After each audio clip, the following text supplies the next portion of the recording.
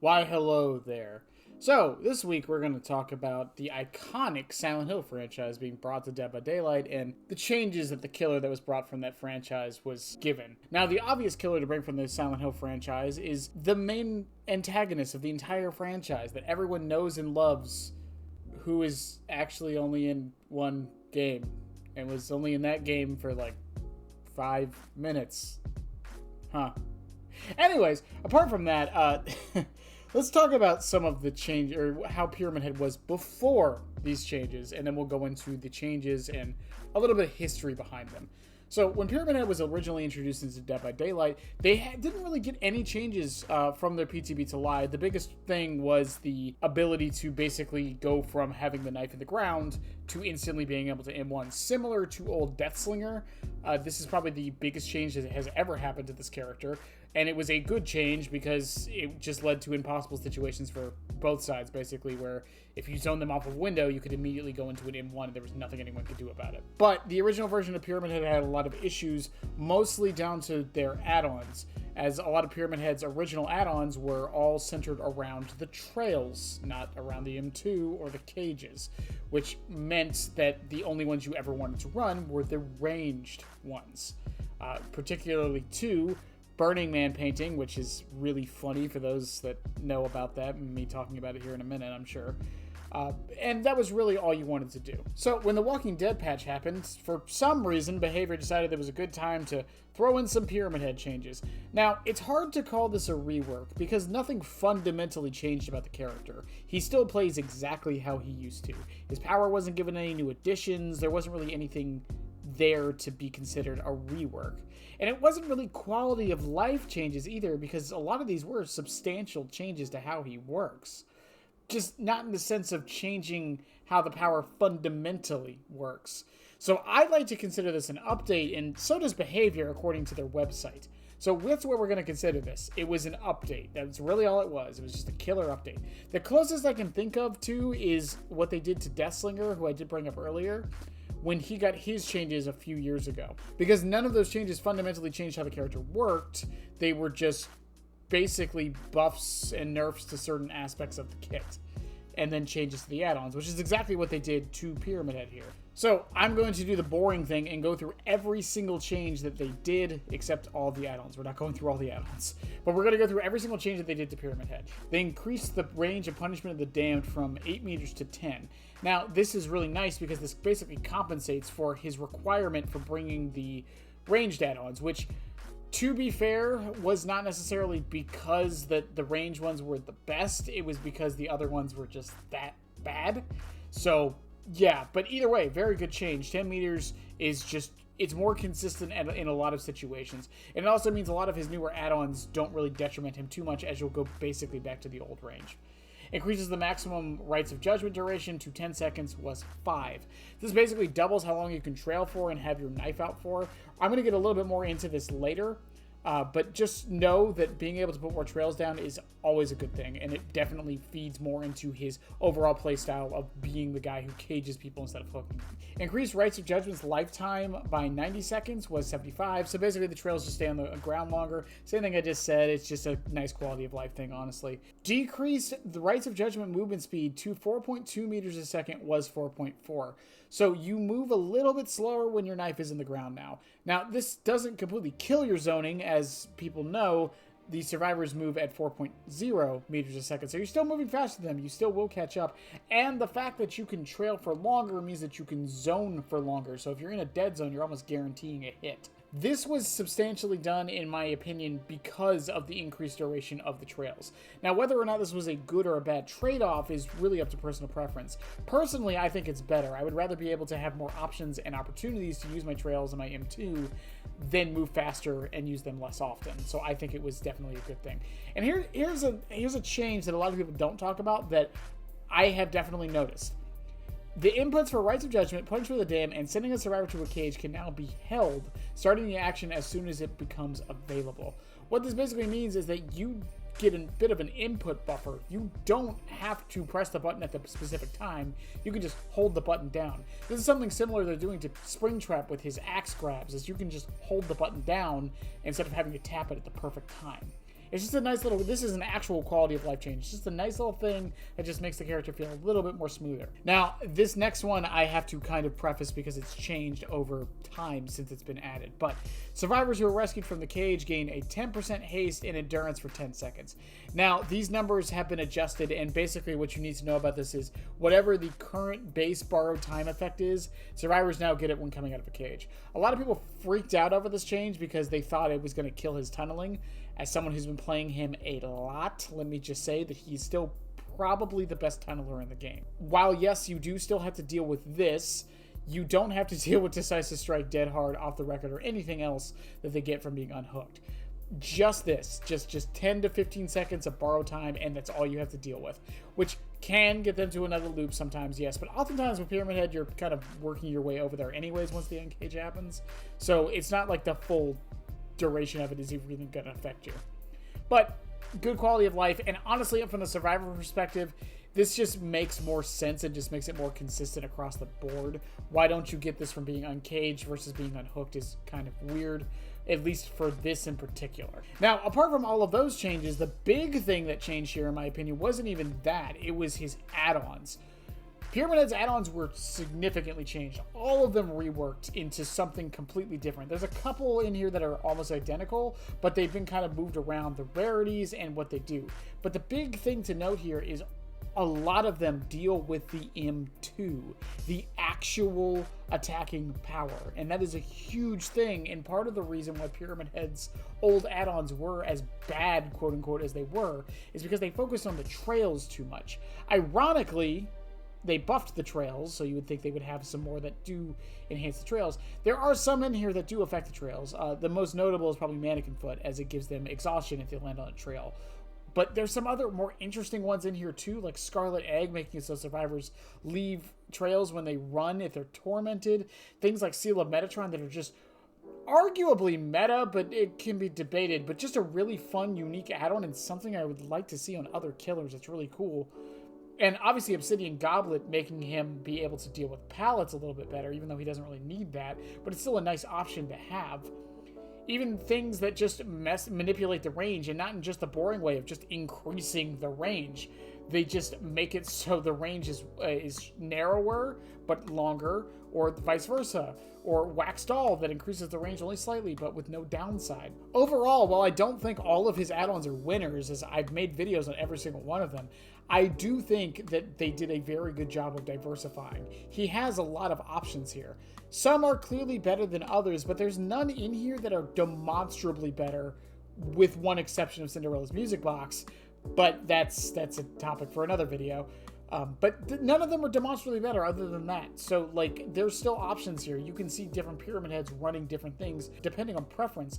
And even then, Cinderella's Music Box isn't ran by every Pyramid Head player. I try not to run it all the time just so I don't become reliant on it in case it does get nerfed.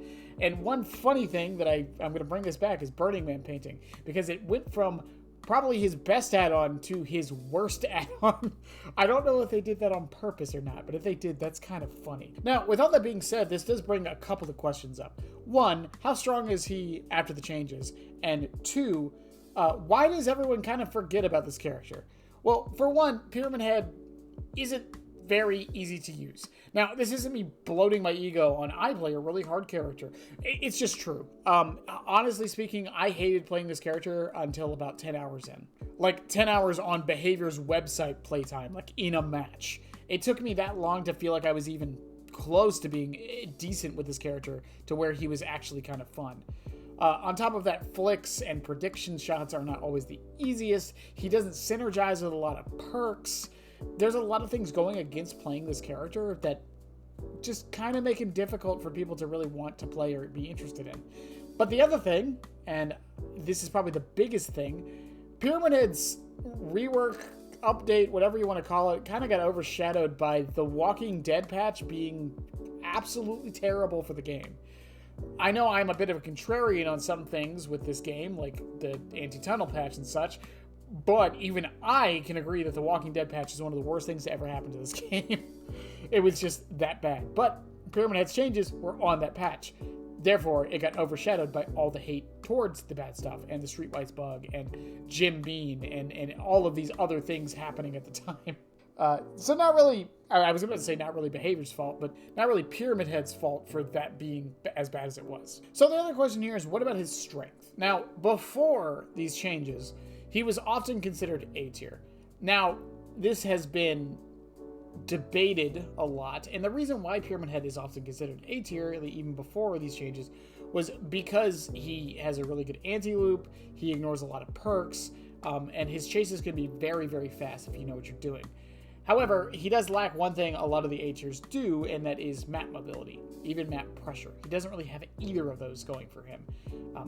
He does have a fast down, and he does ignore a lot of perks, and especially at the current moment is kind of ignoring the entire meta because he doesn't give a crap about any of the second chance perks, at least most of them.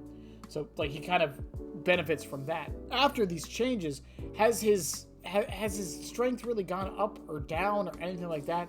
And honestly, no. I really think strength-wise, Pyramid Head is kind of in the same spot he's always been. I do think he's kind of dropped down a bit, but mostly because other killers have become stronger than him, not because he's become any weaker. It's kind of a power creep situation. It's the same thing that's happened to like Wesker, right? Wesker kind of dropped down not because he got really that bad, but because other killers kind of overshadowed him and made him look worse. Pyramid Head has a lot going for him, and in skilled hands can pretty much win most matches, but he still struggles on larger maps. He can't work at every loop, and while the cage mechanic is great, if the survivors completely ignore your torment somehow and just keep holding W, he's kind of screwed. It's the one thing that he fears more than anything is holding W. Thought maybe it would be James Sunderland.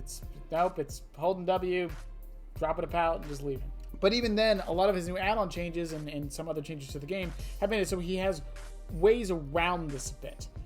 Something someone has argued in one of my comment sections when I did a poll about how strong people think he is now.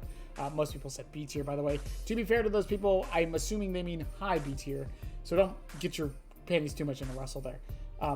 But there is a difference between Pyramid Head and Pyramid Head with Seal Metatron or Pyramid Head with Music Box. His add-ons are so transformative to the point to where it can completely change where this killer rates on a tier list. Not by much, but to a specific degree.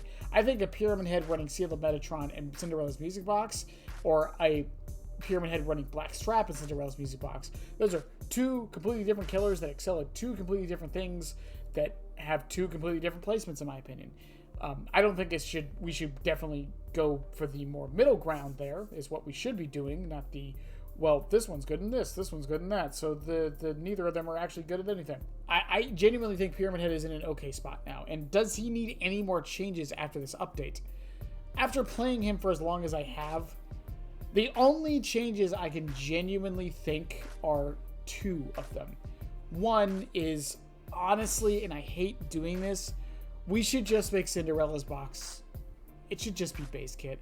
I know a lot of people don't like that change on any killer, realistically speaking, but it's really kind of what he needs because it's just that good. Either it needs to be base kit or it just needs to be changed completely.